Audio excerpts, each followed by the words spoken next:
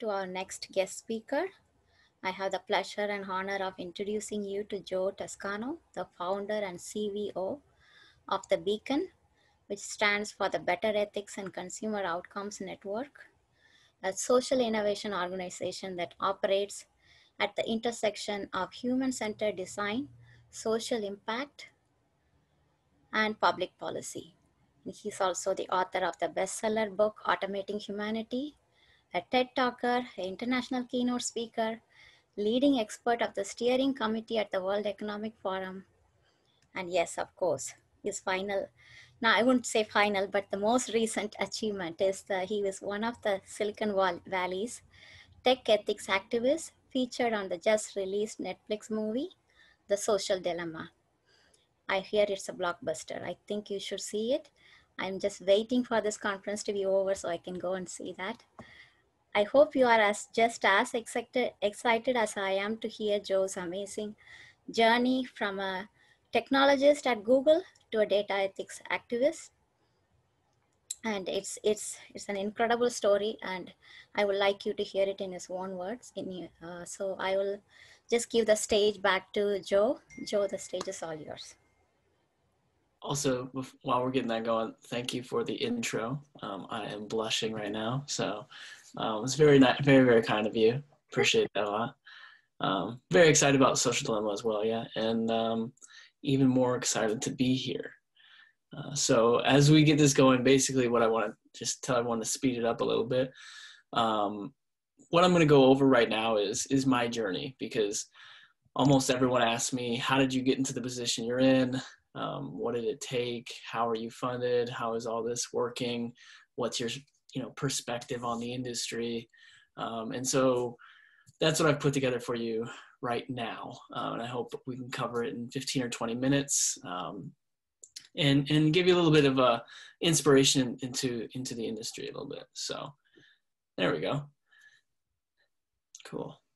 And do I just press the up down arrow, or how do I? I think they will do it for you. 1 second. Hold on. Okay, cool. You just request next, Joe.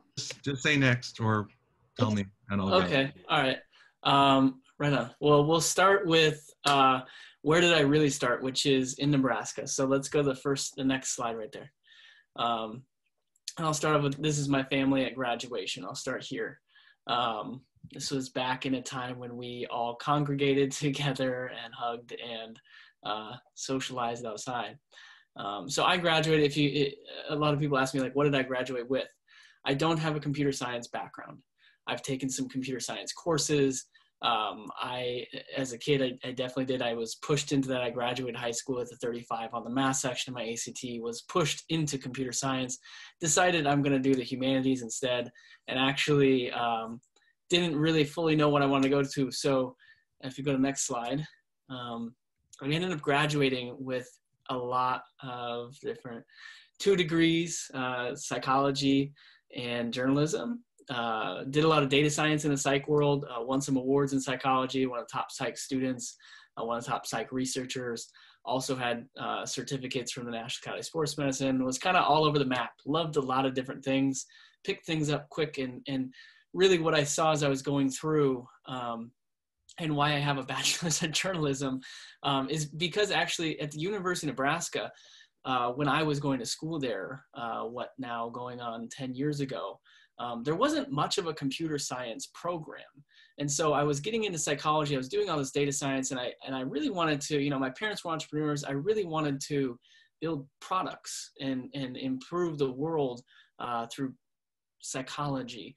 And the best way I saw at the time was to do it through computers, through the internet.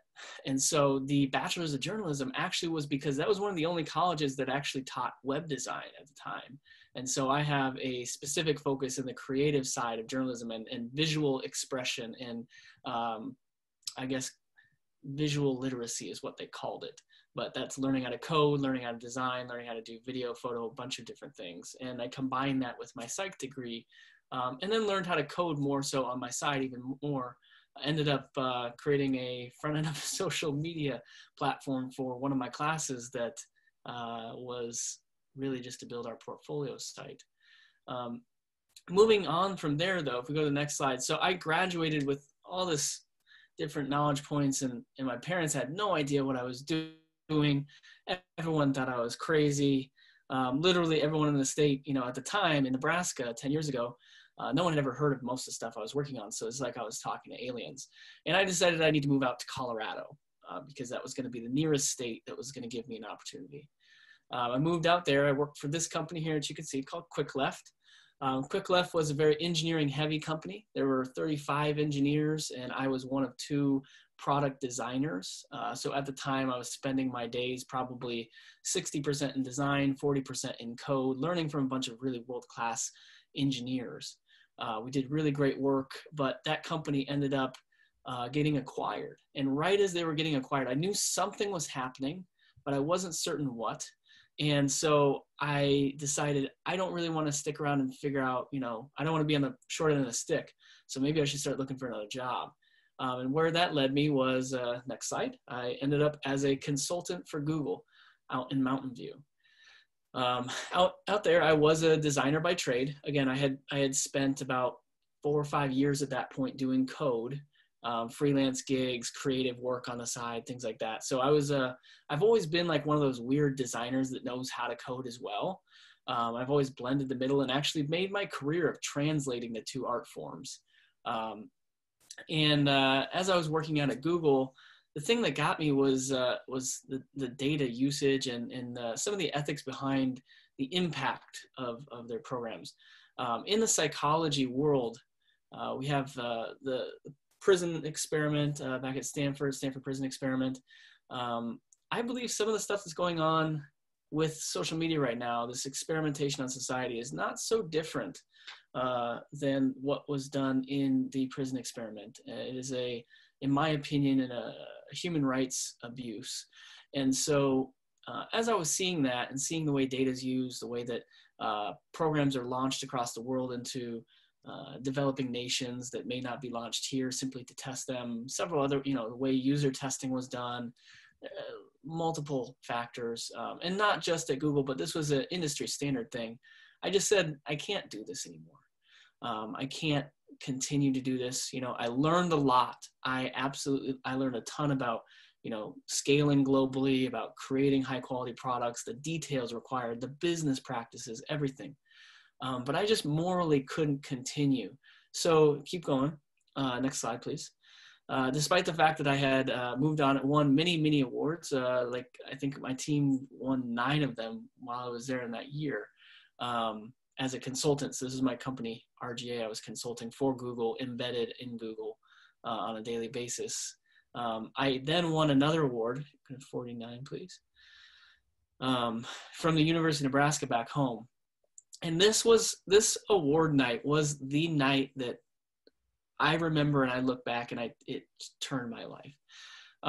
I won this award, an Early Achiever Award, 4th youngest to ever win it at the University of Nebraska. And I was full of a room of very appreciative people, proud alumni, proud people at the university now. And they pulled several people up around me that had won other awards. And in this line of experts, they went down and asked us, what do you love about your job? And at the time, this was literally, I was about a month away from leaving the company at the time. So it was hard for me because I was sitting there at a prestigious award ceremony where I knew in my mind they wanted to say, oh, it's just the best job in the world, the standard political response. But I got the mic put in front of my face, and I'll never forget this because it was kind of embarrassing. My face viscerally reacted. It like gnarled a little bit and turned really red. And I didn't know what to say because while I had learned a lot, I also was in my heart just going, oh my God, I'm leaving next month. Like I got to get out of this place. And what I said was absolutely true.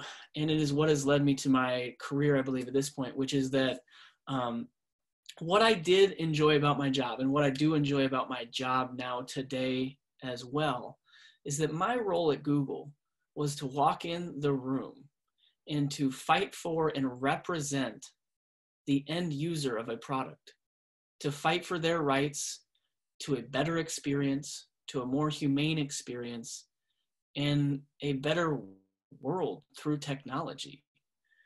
Now, obviously, that was a bit separate. I didn't say anything about Google, but that was my role. And today, that remains my role. But how did I get here? Well, if you go to the next slide, after that night, about a month, like I said, about a month later, I left my job. I quit, a six-figure salary. I sold almost everything I own. I packed up into my Honda Accord coupe and I put my bike on the back and I lived out of my car for 2.5 months, speaking anywhere that would take me. I left because I felt I needed to, but yet I also didn't know how it would be received. 3.5 years ago, the stuff that I talk about now, nobody really knew if talking about these companies was going to get you in trouble. Like the biggest name at the time that had done some of the stuff, Tristan Harris had left and done a couple things that were, bubbling here and there, but mostly the biggest name at the time was Ed Snowden, right? And I think that's what kept so many people, and still to this day keeps people silent, is we don't want to have our lives disrupted that much, right? We don't want to have to think about leaving our families, getting off the grid, doing these things. But yet Silicon Valley was set up in such a nasty way to, protect the business over the employee, to protect secrets, to do things that were ruthless, that were great for business, but ruthless.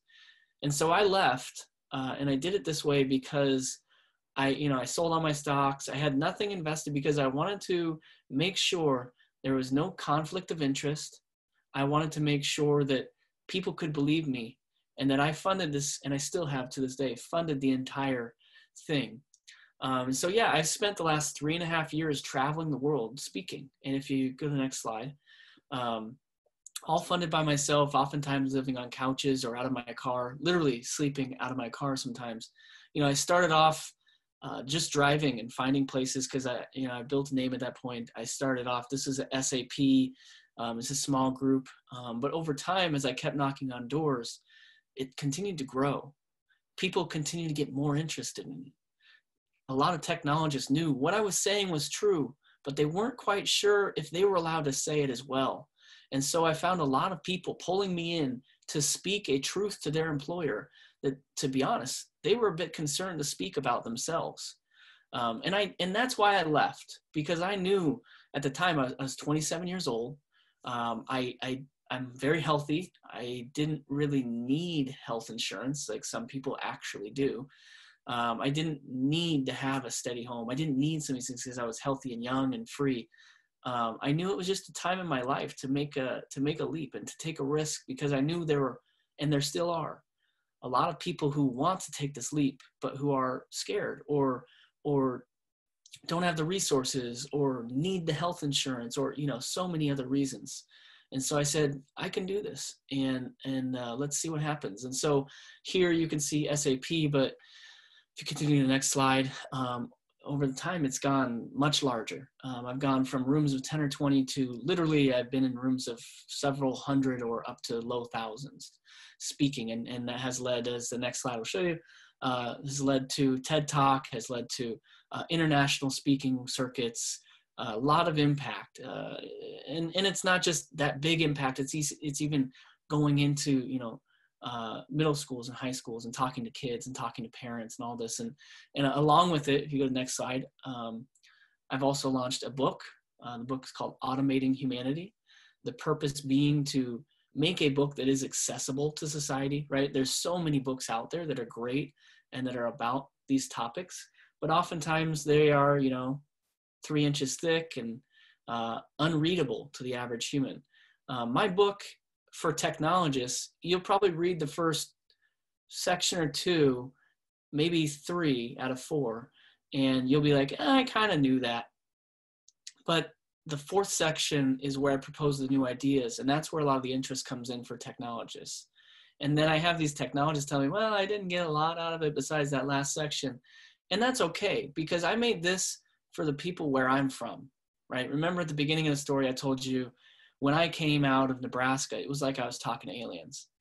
Well, in 2017, when I went home, this is while I was working at Google, I was going to speak at the university. I went to go pay for lunch, and the way I did it was with Apple Pay, which at the time in 2017 was every day in San Francisco, right? No big deal. But when I did it in Nebraska, I paid, I tapped my phone, and I grabbed my sandwich, and I started to walk away. And I got yelled at because they thought I was stealing. This is the disparity in knowledge that we're working with. So for some of you who have never been to the Midwest, who have never maybe even left the Silicon Valley bubble, all of this feels like, oh yeah, I live in this. This is how life is. But you have to realize, we all have to realize, most of us live at the bleeding edge of this stuff, right? We are the early adopters. We are seeing things that many other people in the world may not see for years or decades. And so this book was made for them. How do we help entire segments of society leapfrog into this new era? Because that's what we need. We need to help them speed up to that accelerating curve of innovation. And so that's what this book was really for. It was for society. If you go to the next slide. I've also created Beacon, the Better Ethics and Consumer Outcomes Network. Now, the purpose of Beacon, a lot of people are like, what do you do? We take ethical dilemmas, ethical issues, these things we all know and hear about and talk about, and we work our hardest to translate them into consumer outcomes. Because when something becomes a consumer outcome, it becomes a business situation. And at that point, we can figure out how to drive revenue with it, right? If you can take these problems and you can go to a company and say, I figured out a solution, and this solution will earn you 15% more revenue next year, or 50% more revenue next year, you're going to move mountains. If you think that you want to create regulation, it's going to take you 5 or 10 years. It's a long haul. I've been in this now for 3.5 years, and I'm participating in creating regulation now, but it's been a lot of knocking on doors. It's been a lot of groundwork, and it's very hard. And it's not that we don't need regulation, because we absolutely do. But we also need to figure out how to do this on business terms, right? Something I talk to people a lot about, a lot of people ask me, well, isn't the EU ahead of us? They have these new privacy legislation. They have all these new laws. What I will say to you is that in the United States, as much as some of this stuff is a problem right now, the freedom that we have, the lack of regulation, that lack of regulation is also what's allowed us to get to this place in the first, or get to this point in the first place, right? And that same lack of regulation can be used to innovate around these companies. And so that's what our focus is. We take ethical problems, we figure out how to turn them into a consumer outcome, and then we figure out how that drives better business and more revenue, so that we can move these problems forward and change business paradigms in 2 or 3 years, instead of waiting on regulation, which may take 5 or 10, or waiting on consumer demand, which may take literally generations. And so that's what we've created. And Beacon has been my work for the last 3.5 years. So that's kind of my story. That's how I got here. But what I'm here to finish off here with is our role as responsible technologists. Go to the next slide. This is a movement in accountability in humanity. And so what I've done is I've created 5 bullet points, 5 suggestions that I hope to leave you with to prepare you to not make the same mistakes I did, because it has been a long, hard journey. It's been more and more so fruitful over the last year or two, especially, but it is very hard. This is not something for the faint of heart. Like, it's going to take a lot of work from all of us, but we can do it. And so here are my points. If we go to slide 1, next slide. First step is pick a lane, and nobody wants to hear this. Everyone's like, well, it's all interconnected. We need to work on it all. I want to have an overarching theme. We're going to cover everything. I started like that. Everyone starts like that. Most everyone then gets into it and realizes, wow, there is so much to do. And every single one of these individual things that you're seeing on the screen here, data rights, usable privacy, dark patterns, algorithm, all of these and more are their own industries. And we will see that in the future. These will develop out into their own industries. That's how big this is. So my first tip to you is to pick a lane. And that's not to try to pigeonhole you or to define you. It is to simply say, we all need to start shoveling. Just pick up a shovel and let's go. And if you're doing one small thing, if we're all doing one small thing and we're communicating with each other and we're working together, then we will get forward faster than if everyone's trying to do everything at once. So first, pick a lane. Let's go step 2. Step 2, find a mentor. I have a lot of amazing mentors. People see my face in a movie. People see my face in a publication. They see me up talking on stage, whatever. There's not enough recognition for me to give thanks to my mentors. And additionally, everyone I talk to thinks, oh, this is a brand new field. There's no documentation of anything before. There's no history. There are a lot of great technologists who have been trying to do some of this work for 10 or 20 or 30 years, but their voices were just not as amplified as some of ours are nowadays because this has become such a public conscious thing, right? There are a lot of great mentors out there. And my biggest tip to you is to go find them, because you need that history. You need that help. You need those connections to help you, 1, pick a lane, 2, get going and find the resources, and 3, ultimately, like, we all need someone to talk to. So find a mentor. Let's go next, please. Pop your bubble. Yeah, so as I mentioned, a lot of us live within a tech bubble. We often don't get out of that tech bubble. And because of that, we don't see the world outside of us. The biggest thing that turned me on to there's a problem here is that I was going home all the time to Nebraska, which felt like I was going back in time 10 or 15 years. I'm not saying you need to move, but I'm saying you need to get out on a regular basis or do your best to figure out a way to make a similar or simulation of that experience happen. So pop your bubble, get to know people outside of your everyday circle, go travel to other places if you have that ability, or even find a job in another area, try to change your pace that way. The next step, I'm going to try to keep this within time. I know we're running a little behind. The next step here is remain principled. This is one of the hardest tips I have on this list because investors want things that you don't. Other people in the world have different motivations than you do. It's very easy, especially when you're tired, when you've been sleeping out of a car for the last week, when you've been draining your own funds. It's very hard to just say, yes, give me the money, give me the whatever. I don't care what I have to do. Let's just throw it at the wind. But it's very important that we all remain principled, because if we can't remain pinned down to a principled arena, then we lose our course. And then we'll finish last one here before we get off to questions. The last one is stay healthy. Throughout this entire process, I have, for lack of better words, abused myself. I'm much better about it now. I'm very focused on maintaining my health, but there are multiple times that I have had literal crashes. I remember a year and a half ago, December 2018, I had just published my book, finished a world tour that year, did all these things, amazing things, and then I crashed. And when I crashed, it wasn't like I'm tired this weekend. I crashed for 2 weeks.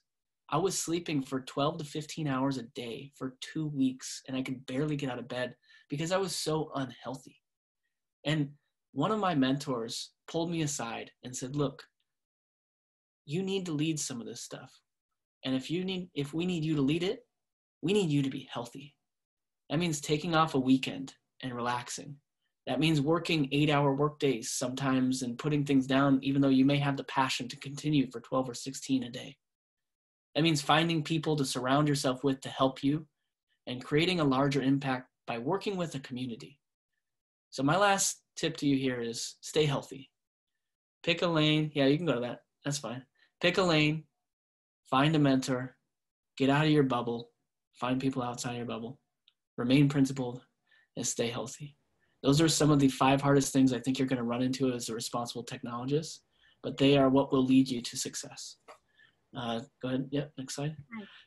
That's all I have. I think I'm just a little over time, so sorry for that. But yeah, thank you all for listening. If you have any questions, feel free to reach out. And there's my One of contact. the audience members had a question about how do we pick a mentor, and maybe you could give a few pointers quickly and then we can wrap up. Yeah, how do you pick a mentor? It's really tough. I mean, you gotta find someone that you have chemistry with, right? Again, you want someone that's supportive of you. There are a lot of really intelligent and powerful people who may not be the best mentor for you simply because they're going to push you towards things that are not healthy, are not what needs to be done sometimes.